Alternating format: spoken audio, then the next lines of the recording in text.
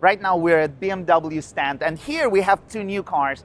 Well, you might know these cars, at least in Europe, because this is iX3. The thing is, for Chinese market, these cars are a little different. Why? Because these are L versions. It means they are long wheelbase cars. This car is the same. Here in China, we have two versions. It's 335 Li, and we have 340i, i340L. So this one is a rear wheel drive, but the thing is, the range of this car is quite special because it can do over 1,000 kilometers on one charge, CLTC.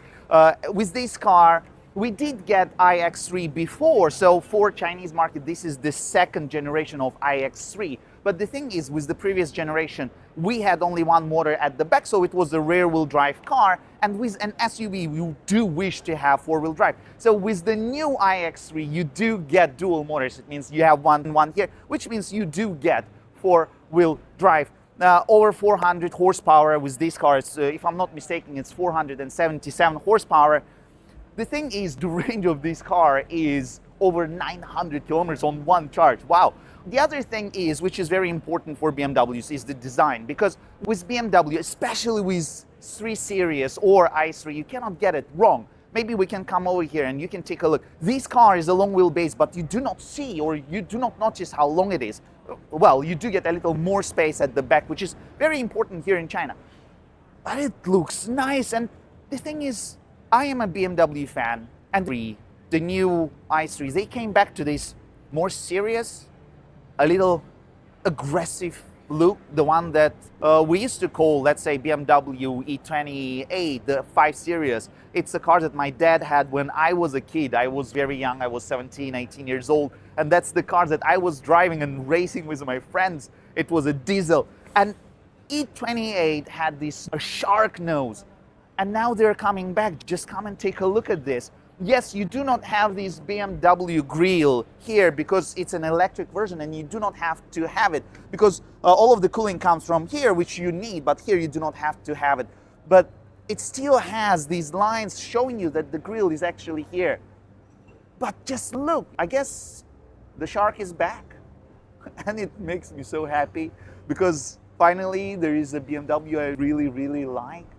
The way it looks. Now, if we do get a chance to go inside, well, this car is closed, but that car, if we do get a chance, we'll get inside, we'll take a look, because on the inside, they're also quite different from the cars that people get in Europe or United States or other parts of the world, because, well, Chinese market is a little special, and the BMW, they are trying to make cars that are suitable in every way. There's another thing I would like to share with you is the Heart of Joy. This is the new module that BMW made, the one that is replacing actually lots of things, because in previous cars you had different modules. You had ESP, you had DSC, you had lots of things that were thinking by themselves. They give all the information to you, and then all of them have to have a meeting to decide what to do next with each wheel, or with torque, sending it front or back, or how much grip you have, and so on. So it's lots of people or lots of modules making one decision. But now with Heart of Joy, it's very different, because now there is one module doing all of the job. So instead of having a community making a decision, now it's only one person, the Heart of Joy, that makes a decision. So the speed it gives all the information, gets the information, or makes a decision is many times faster than traditional modules, ESP, ABS, and so on. So the way it controls itself on the road should be very special. If we get a chance, we'll also shoot their very detailed test drives, how they behave on the road, and maybe not on the track, but mountain roads. Mountain roads, for sure. Next to me is the new BMW 7 Series. Well, this is, I would say it's a Sorrow facelift. Just look at it. I'm a BMW fan, especially the older BMWs. I drive BMWs. But the newer 7 Series, on its design, I think it was quite different from what we're used to. The nose was too big, the lines were a bit different from what we're used to, what BMW used to have. And okay, now they came up with a, I wouldn't say it's completely different because the lines are still the same, but the lights are different here. The grille is very different here. This one is a petrol version, over there is i7. Here in China, we do get 740L and 735L.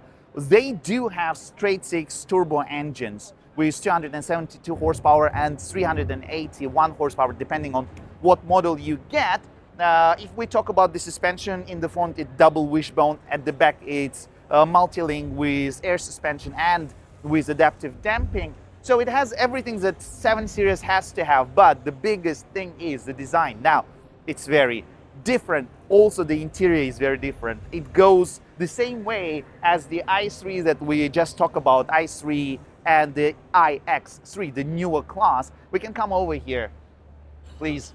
The design, there are people inside, so we cannot get inside at this point. But if you take a look from here, come over here. If you take a look from here, now it's completely different. You don't have this one big screen.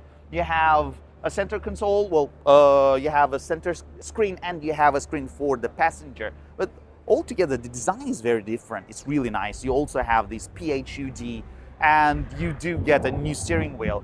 If we come and take a look at the back, again, the lights are very different and it gives you a little more, I wouldn't say aggression. BMW, from my opinion, has to have a little aggression in it, but I would say it's better.